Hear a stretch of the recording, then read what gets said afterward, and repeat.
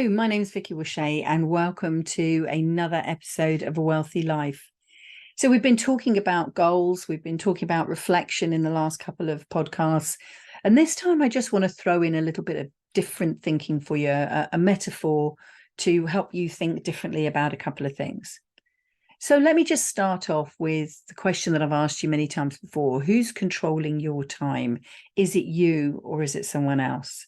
And what prompted this is we were recently working on a community-based project in the village. Ingerfield Garden Greenies is a Facebook group I set up in terms of, in response really to a lack of what I perceived as the council doing anything towards community engagement in how we can all be having an impact, a positive impact on climate change. And I felt that we're hearing all these things about, 2025, 2030. If we don't do something by then, it'll be too late. By 2050, it's all going to be over. There's a lot of these dates rolling around. And here we are, in 2023, when I set this up in 2020. Back then, we were with just 5 years until the first of these deadlines. And I went along to some council meetings and I didn't feel that there was any way that the village that I live in could get involved. So created a Facebook page. One of the things we're looking at doing is becoming a bee-friendly village. And what this means is that we've got to have wildflowers and things to attract the bees and certain activities to raise awareness of bees because bees are endangered. So along our village, as it's called, Ingerfield Green, is a massive green. It's actually a piece of royal land that is leased to the village for their use and their benefit and their enjoyment, which is great. And there's a committee that controls it. And around the edge is a verge, like most pieces of green, because you've got to stop people being able to drive onto it. So there is this verge, and where they've dug out the verge, there is a mound. And the mound is just really a place where weeds and grass grow. Now, weeds couldn't be beautiful, but these aren't beautiful weeds. They're just rubbishy weeds, not even flowers or anything. So it looked like a perfect place to actually just plant wildflowers along there. So we have quite strict rules because the green is used for cricket and they're very protective of not getting wildflower seeds suddenly showing up in their special green patch that they play cricket on. So we have to look at what the flowers are. We also have worked with our environmental team at the council who have given us advice on, well, first of all, education on why native flowers are important, and then advice on the flowers that we could choose. So we've been clearing this out and seeding it and clearing it and seeding it. So the insight that came to me is we set up at one point to work in partnership with one of the local schools. So we have an American school that's sort of part of the wider community. A lot of the people live in the village.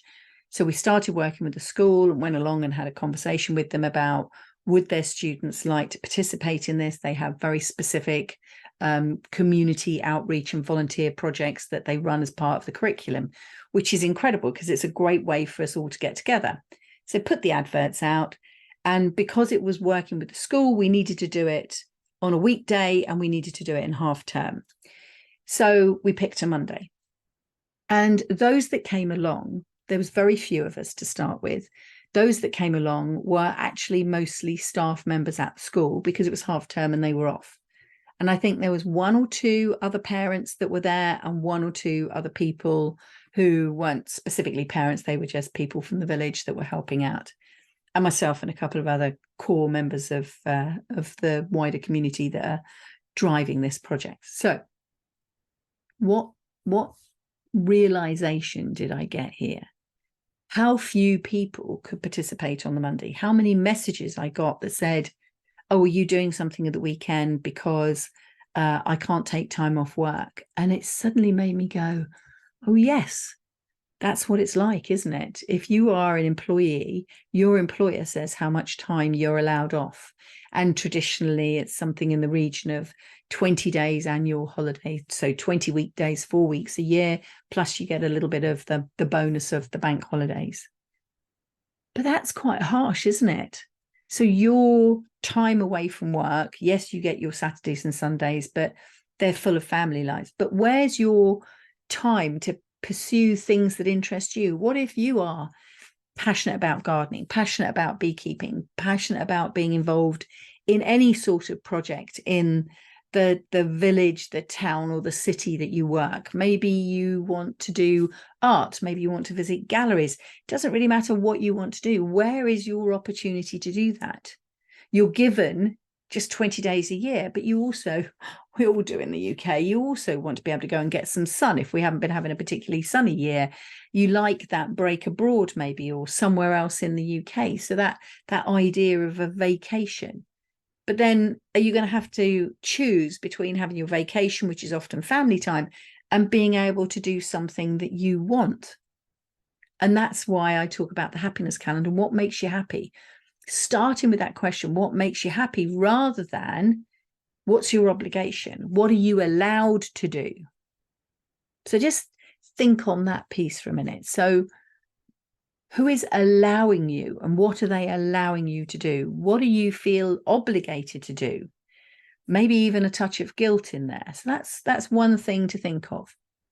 The other thing is, I was driving out to Croydon a couple of weeks later, and I watched this cyclist. I got to the point where, I don't really mean this, but I did slightly want to push him off his bike. He was just doing so well.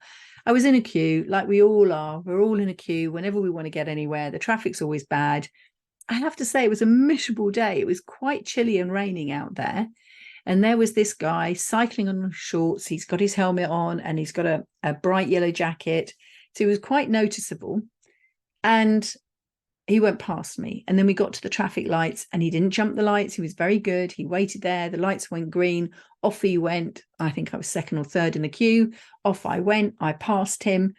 Obviously, a little bit of competitive Vicky went, yes, I've beat the bike. Of course, I come up to the back of traffic just a little way in front of me, and I have to come to a standstill. And this blasted bike goes past me. Then we get to a hill and we move off and we go up the hill.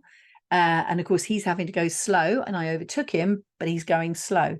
In the end, nearly half an hour I spent following this man. He's on his bike. I'm in the car. We're both going in the same direction. And it made me think of all sorts of things, like, why hadn't I ridden a bike? Because I could have got some exercise in and got there. But this is someone, and let's just assume that we were both going to the same destination. We weren't. We did part ways in the end. But let's assume we were both going to the same destination, or even a similar destination. There are different ways to get to where you want to go. Somebody else could have been walking and they might have been slower. Somebody could have been on a bus behind me or in front of me, and they would have had someone taking them along. And this person, and I don't really know their objectives because I didn't get a chance to actually stop and have a chat to them, but they're riding a bike. So again, linking in with that environmentally friendly, they're not consuming petrol or diesel. They're not emitting fumes. They're being healthy. Their bike will almost definitely cost less than a car, although some of them can be very expensive. So his mode of transport is more economical, more environmentally friendly, enabling him to be fit, getting him some degree of fresh air, given that he's riding his bike amongst cars, compared to my chosen route. But neither is wrong. They are a choice. And so on our journeys, we can choose different vehicles. And so I started off by saying, who's in control? And the way that someone might be in control of your time and shaping your time could be that they're also shaping the vehicle and limiting the choice of vehicle that you have in order to achieve the goal that you want to. Now, let me bring the two together. If you are working, for example, maybe your employer is constraining, rather than limiting, because that's quite a negative word, but constraining the amount of time you get off and the choice that you have to do. Have you ever thought about speaking to your employer about getting all of the employees in a specific company involved in some project? And if you are passionate enough about it, a bit like me with my gardening and my tomatoes and my environmentally, climate change style ideas, and putting up a Facebook and seeing how many people I can get involved in the village. And I've got students from the local university working with me. It's just something that excites me, that resonates with my values, that helps me have another outcome of my life rather than just working, which I also very much love. What if you could get your employers to help you co-create a project? I know my daughter works at a company and they are given time to do some projects, and they do a project where they do a toy drive at Christmas, and they support a couple of local children's homes, and then they have some other projects that they work on. Have you thought of that? Just because someone says you can only have 20 days and Saturday and Sunday off a year doesn't mean to say that you can't find a way that you can negotiate, as long as there are outcomes that meet everybody else's objectives and everybody else's values. And that really is going to be about a sales job for you. So, good luck, but you can do it. And then the other thing is that while you're in this constrained box, then that might be saying that the vehicle you are in towards your financial security, the only vehicle you can be in at the moment, is, let's call it, the employment car. So you're in the employment car, and that's going to be the thing that takes you on your journey. You could choose to break up your journey with other modes of transport. You could take your car part of the way and get the train. You could take your car part of the way and then ride. You could do all sorts of things. So have you thought about ways that you can expand the vehicle that is taking you on your journey towards your goal, your destination? It doesn't just have to be the employment car. And this is what I've been speaking to a lot of women about lately, is how you can create that second stream of income. And I'm going to be talking to you more about that in the new year, once we get over the 100th episode, which is, I think it's only 2 away. So there's next week, and then the week after is the 100th. And then we're going to start a whole exciting new set of topics, which are around women's financial security and, of course, property investing. And whether you're a woman or whether you're not a woman, you're still going to find lessons in there. But based on the fact that I've been speaking to so many women lately, I really wanted to make sure that I spoke to some of them through the podcast for a couple of group sessions that I'm going to be running. So what I want you to do is to think through these ideas. So, number one, what is it that is restricting, constraining how you use your time? Is it actually just because we are all employees, and therefore we think that we have to work Monday to Friday, and we think we have to have 20 days off a year? And let's be honest, we now know that that's not true, because following the pandemic, we loosened up all of that. Everybody used to be in this pattern where you got up every day, you took that literal vehicle or mode of transport that took you to work for, if you were lucky, half an hour, but if you were unlucky, maybe an hour and a half. And then you did your full day's work. And then as you were coming home, because we have the devices, there you were, if you were on the train, still working on the train as you came back. Maybe you were even working on the way in, checking your emails before you got to work, because the trains have very helpfully given us the internet. But instead of just listening to podcasts or anything else, most people are actually checking emails as well.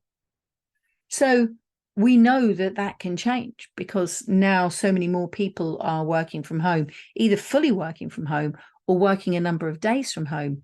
Already that has shifted. So what is the next step you could take in conversation with your employers and your colleagues? What could you champion that could be this massive difference in your life? And then if you're boxed into whatever this vehicle is that you're on at the moment, this financial vehicle, and if, for example, that financial vehicle is all about the employment car, how can you broaden that? How can you speed up your journey? How can you change your destination by looking at different vehicles, different financial vehicles that can help you achieve what you want, either sooner or bigger, or whatever word it is that you want? And so make sure that you like and follow and do all the things that you need to do so that you don't miss any of the episodes on this podcast coming up over the next few months that I've started to plan out, because I'm really going to be sharing with you some very insightful and I hope educational and I hope even whoosh providing ideas, topics, challenging thoughts, and even people to listen to. So thank you very much. I wish you a wonderful rest of the day. I hope you've had a great week. I hope you'll have another great week until I speak to you again next Thursday. Thank you very much for listening, and have a think about what vehicle are you in and who is constraining your time and what you can do about that. I hope I've been able to put some whoosh into your life. My name's Vicky Whooshea. Thank you very much for listening.